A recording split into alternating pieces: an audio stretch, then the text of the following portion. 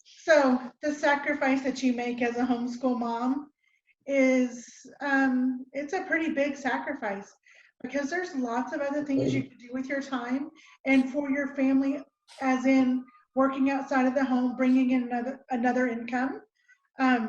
Besides for bringing in another income, you could have beautiful meals prepared for your family and have the time to do that.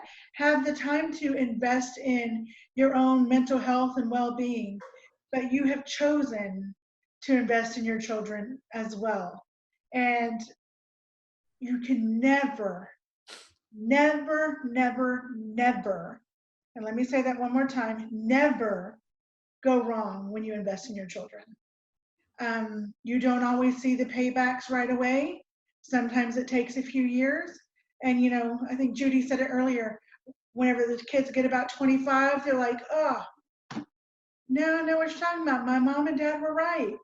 And it is having kids that are, 29 and 25, it's really, really nice to hear that. To say, I realize now what you did for me and the sacrifice that you made so that I could have an education at home, so that I could tailor my education to what direction and where my interests point towards, and to be able to fail at home and be okay with that, but have mom there to catch you and say, you know what, baby, it's okay. Let's move forward with this. And to see those light bulb moments when your kids, something they've been struggling with, and all of a sudden it just clicks, and you're just going, I think the angels just sang. It is such an amazing time to be there that you miss whenever they go away. Whenever my youngest graduated 3 years ago, 3 years ago, I remember thinking, her friends that were in public school from church that were graduating, and I was just going, how are these moms doing it? How are they sending their kid away whenever I don't feel like I've had enough time with her? I mean, I feel like I still have so much more to pour into her life that I just didn't have enough time. Yeah. And so I don't know how other moms do it. I really don't. I can tell you when my middle one was in public school, God bless him, and that's who we're fixing to go see. He's the one that wants to spend time with us more than any of my oldest would too, but he doesn't live here.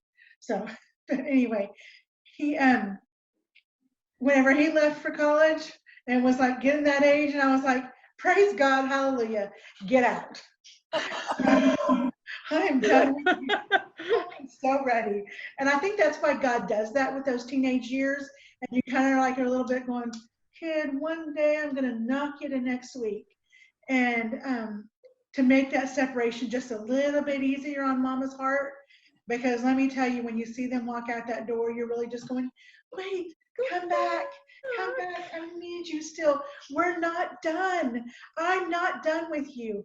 And I think one of the great things about having the homeschool relationship with your kids and them graduating and moving on is that they come back to you with so many questions that, and just things that I would have never asked my mom. My mom and I were close. After I got married, my mom and I were best friends. But I still just would not have probably asked her this stuff. But my kids come back and ask me stuff and ask my husband stuff. And sometimes we look at each other and go, where'd that come from?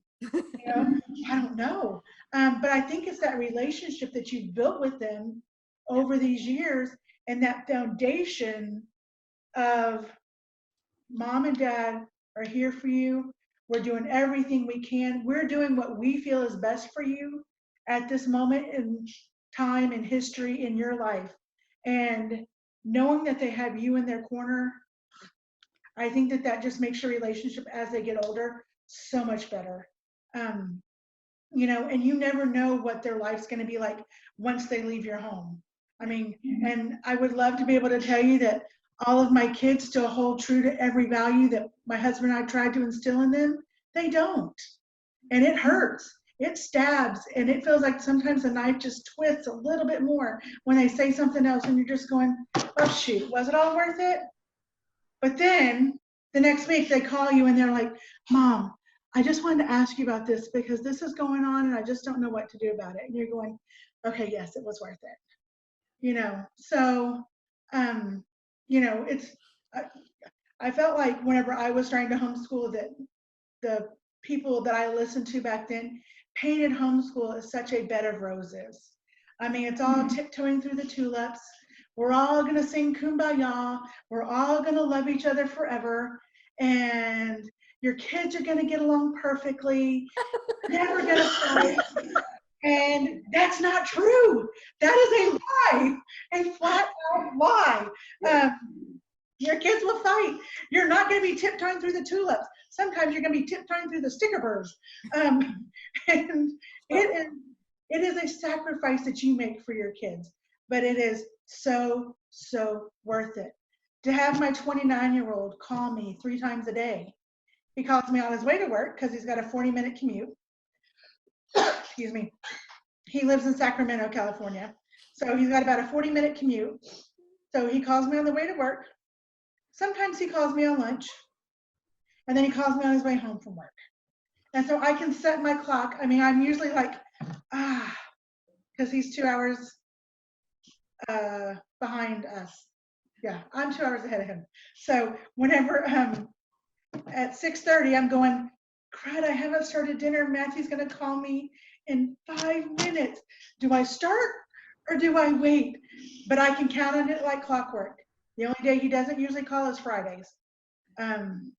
Because usually I'm like, that's mine and your dad's time, you know. And sometimes he has to work around my cheer schedule, but that's okay. But the sacrifice in seeing your kids as adults it's totally worth it. And it's very neat to see your kids' critical thinking.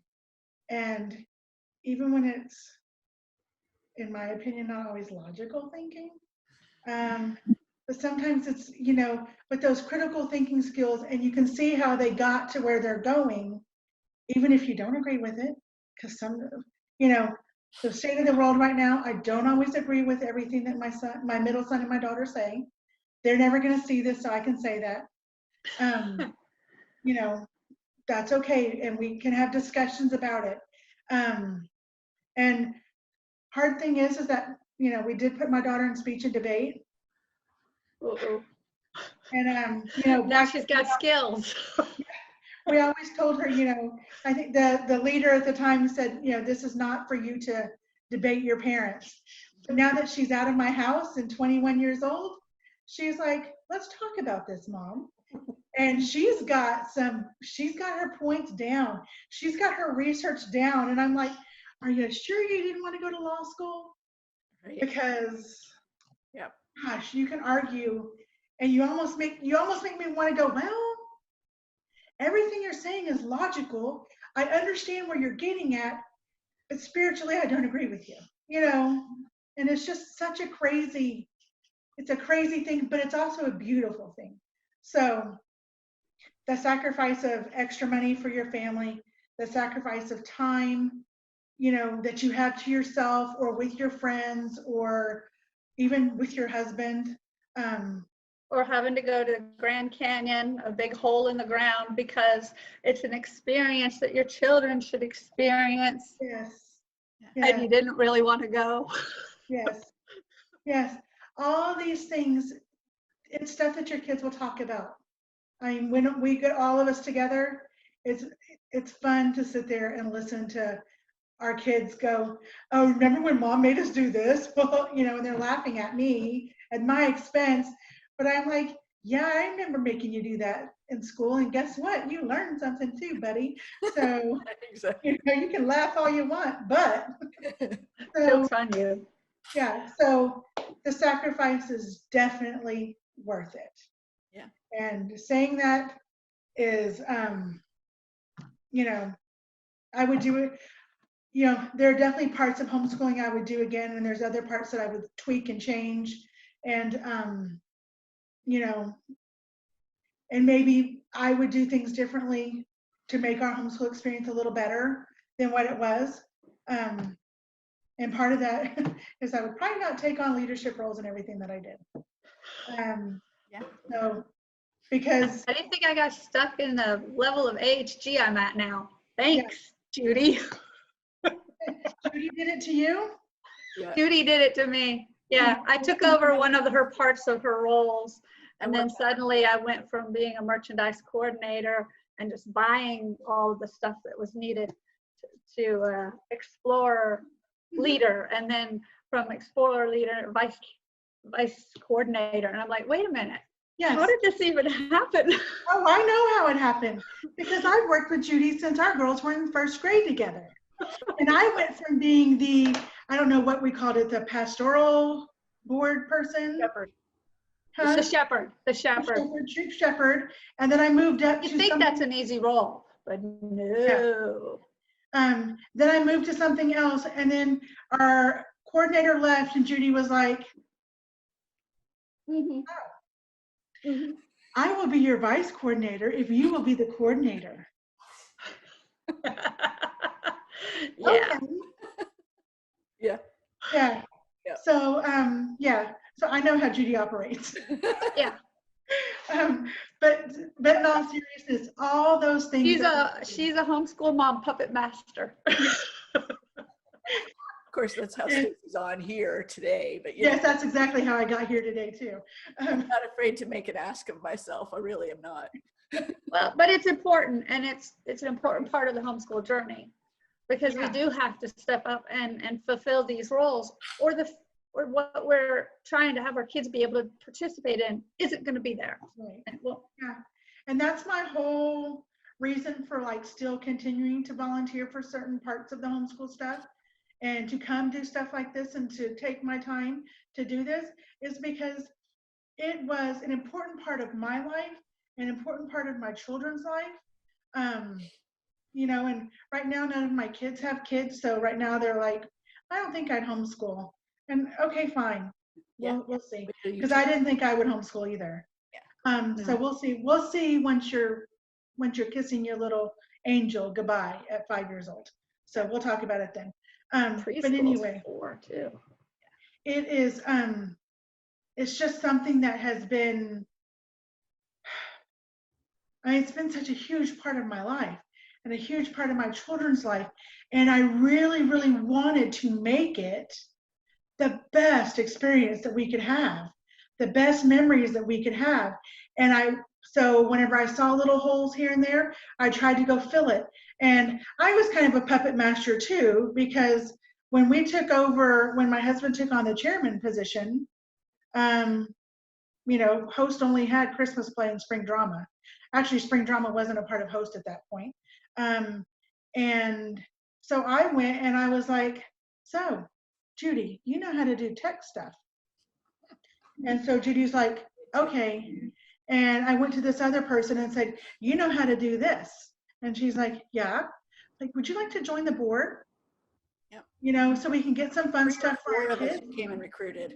I recruited people to join our board. And from that recruitment, Host grew from 80 people to over 250 families in 6 years. It's huge. I mean, yeah. And we had all kinds of things for our kids. So I hope that y'all enjoy the rest of your meeting time. Love homeschooling. I'm always here for questions. Call me, text me, private message me, whatever. Right. And I'm happy to answer anything. All right? I'll call you tomorrow. All right. You guys have a good night. All right. Good night. Bye. So my take on the is it worth it? And I'm going to draft Kathy here. Is it worth it? Yes, it's completely worth it. And my view on it is you should at least try it. If you even think that you'd like it, try it, because it is something that like Stacey was saying, there's something about, they get to the point where they're graduating and they actually become kind of cool to hang out with. and then you lose them. But the saying is the days are long, but the years are short. They are not lying. You will find that, in a blink of an eye, they're all grown up. And last time you looked, they were holding your hands as you were crossing the street. And but I think my mother-in-law thought for years that the reason I was homeschooling is because I did not want to have to get up at 6 o'clock in the morning and take my children to school and drop them off. She was half right. I don't like getting up early, but the reason that she was right is that I didn't want to drop my kids off. I like my kids. I just do. And I didn't think I would, because when I had children, before I had children, I did not really like children. Children were not my thing. I had no patience. They're slobbery, they're boogery, they're little germ factories, and they're not logical. They're not logical at all. They're like little aliens, and so especially boys. Boys are like really little aliens to me, because I just don't understand how their brains work. But having taught two of them, I understand a little bit better now, I think. But everything that I did was worth the time. The financial, we were not well off the whole time. And I'm going to talk about, starting a business, running a business in just a little bit. That's the bonus content. But the actual, financial burden of it was not easy, because I didn't go out to work. I worked from my home as my own business. And while it, basically provided for us, there were not a lot of extra funds. There was a lot of, hey, I will volunteer for this. Is there any way I can do it without paying the fee? And so I got into a lot of volunteer stuff, because it's like, hey, you know what? If you can comp the fee for my kids, I will be happy to volunteer. I'll do whatever you want me to do, because I wanted the kids involved in stuff. And if people didn't want to do that and I could figure out how to do it and get a group together to do it, I'd do that too. It costs money to educate children. It just does. And it's worth it. It's worth every penny. It's worth every minute of sacrifice. And my kids know that we sacrificed for it, because they felt the penny pinching, but they also are very happy that we did homeschool. At least they've told me that. So I'm assuming they're right. But they're not normal children either, because they have these huge dreams and these huge goals that they want. And I have been able to facilitate as much of that as I can and give them ideas and just go, okay, you can do this. You can do this. Okay, what's the problem? All right. Yeah, well, give it a shot, because the worst thing that happens is it doesn't work and you try something else. And you can't really do that in other school settings. I mean, private school or public school, you just can't. And you can't focus them on certain paths that they want to go on that you can in homeschool. So, what about you, Kathy? Is it worth the sacrifice? Yeah, it's been very much worth the sacrifice. I think I really started seeing it last year. I've always enjoyed their company. I actually find myself like this month, there was a day where my kids were both going to be gone all day and spending time with another homeschool family, some friends. And I didn't know what to do with myself, because they weren't going to be here, but I didn't know, well, what do I want to do? Because I'm so focused all the time on being with them that I was like, I don't know what to do. One of them decided not to go last minute and stayed home with me. So that went right out the door. I didn't have to figure out something to do. But yeah, I realized when they leave, I'm going to have to figure myself all out all over again. Yes. And so. And it's a bit of a crisis. That is. It is. It's a parenting, this role is ending and changing. But my son is going into his second year of dual credit at Del Mar College, and he's just a sophomore this year. But with that, I have seen how much he has learned how to school himself, how much he has learned to take on the responsibility and to handle the stress and to crack down and work and do the things that he needs to do to be successful. And so he's had 2 4.0s. He's on the president's or the dean's list, president's list, 2 semesters in a row from freshman year.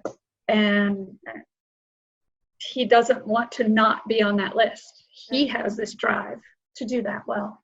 Yeah. And so that really, I started seeing how this journey was so totally worth it, because I see him maturing in front of my face.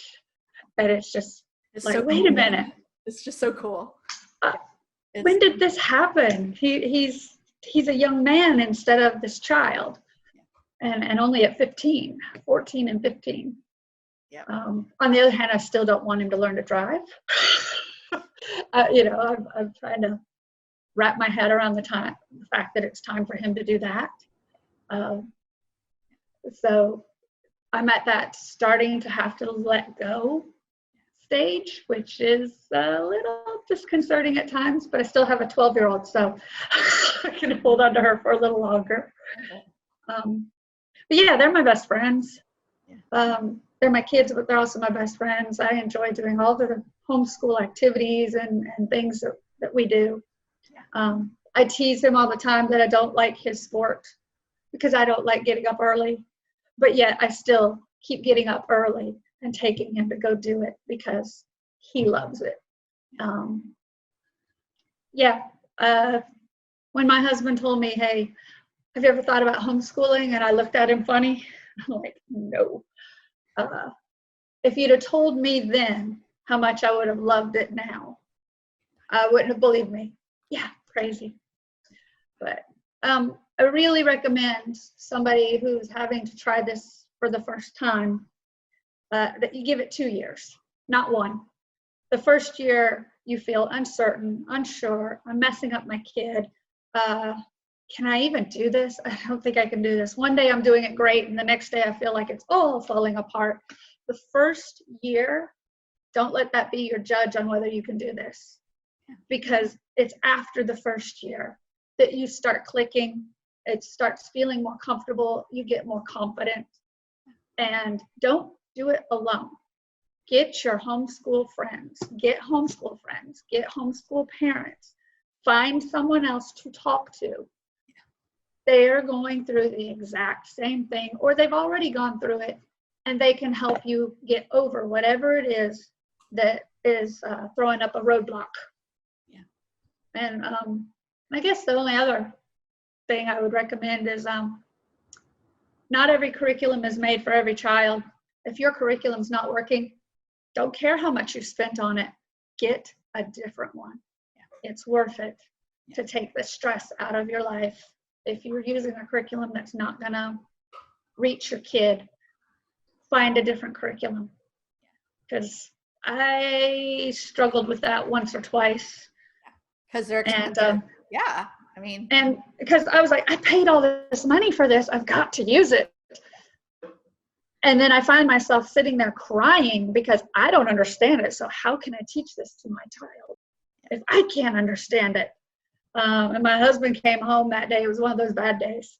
And my husband came home that day and I was crying. I'm like, this new curriculum, I don't know how to use it. And it was a mess. And he's like, send it back. We'll get something else. So we did. But, don't let the cost of your curriculum prevent you from changing it if you need to. But that's good. I think that one was one of the big ones that was hard in the beginning for me to wrap my head around. Yeah. But yeah, it's all worth it. Yeah. From the beginning to the end. Even I didn't think I would homeschool through high school. I said, oh, I'm not going to do that. When we reach high school, you can go to public school and they'll do it. No. I love homeschooling high school. It gets easier because they take on more of it. Yeah, they do. Yeah. So definitely. It can all be done. Somebody asked me when I had when I was still doing homeschool, and they're like, so what are your hobbies? And I went, hobbies? Homeschool. My kids. I mean, that's how it is. And I mean, public school moms feel that way too, because once they pick them up from school, they're running all over the place, dropping them off. There's no time for hobbies. No hobbies. So yeah, I love homeschooling. I encourage everybody to step out to do it and really take the time to figure it out, like Kathy was saying, and don't beat yourself up if everything doesn't go perfect, because everything's not going to go perfect. I hate to tell you this, but you go to a public school and you talk to that teacher, and the teacher's one of the ones that's going to be hiding in the closet crying on some days, because that just happens. Kids are hard. They are hard.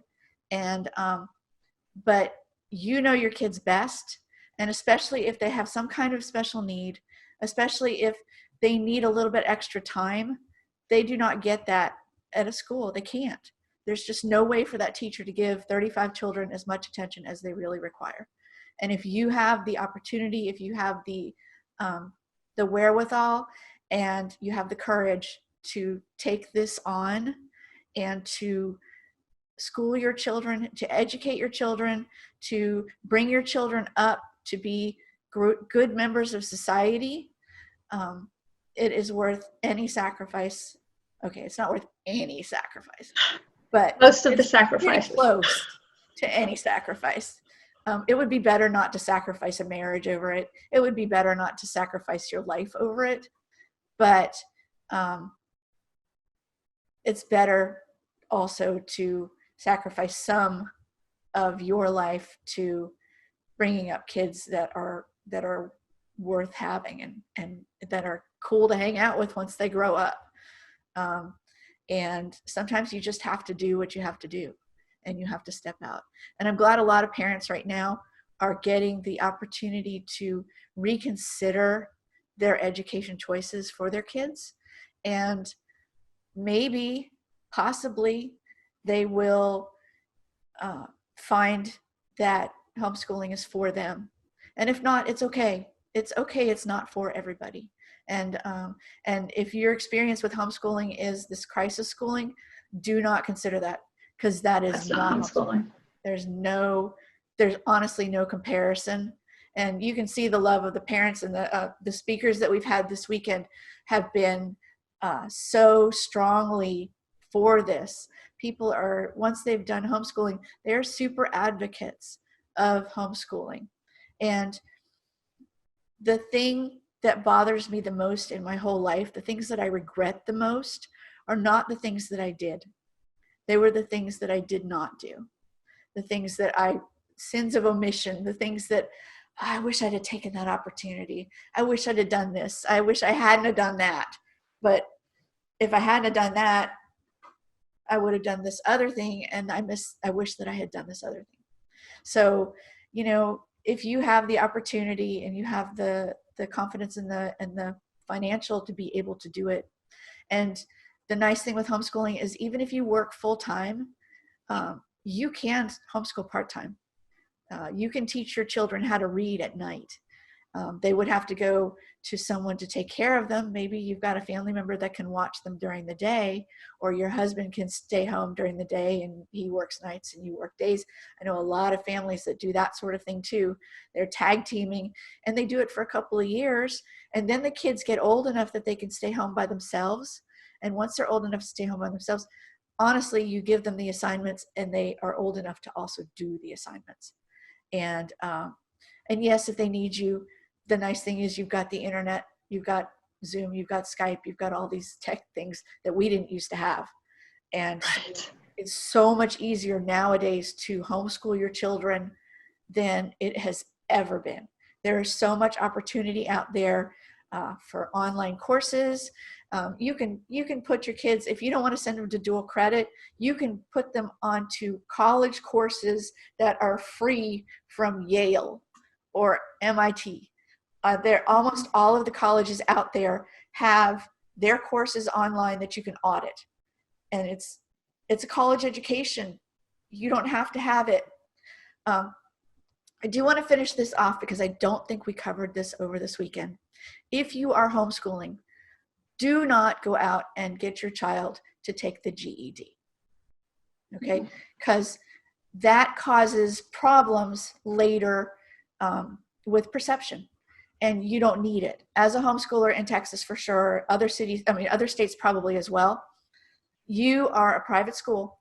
You have the ability to take your child's education and reward them with a diploma when you think that they're finished.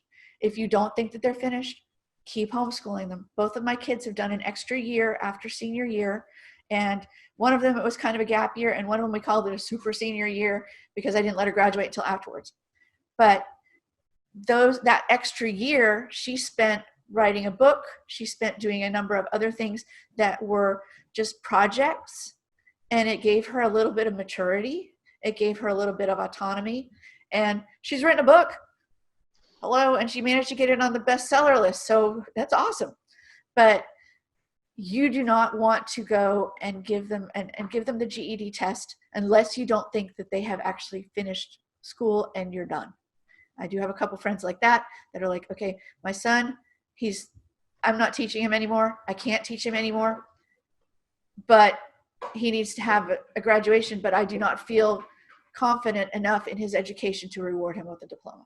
So let him go take the test. That's fine. But it does make a difference if they ever want to go to college. It makes a big difference in the perception, and it makes a big difference in their self-confidence.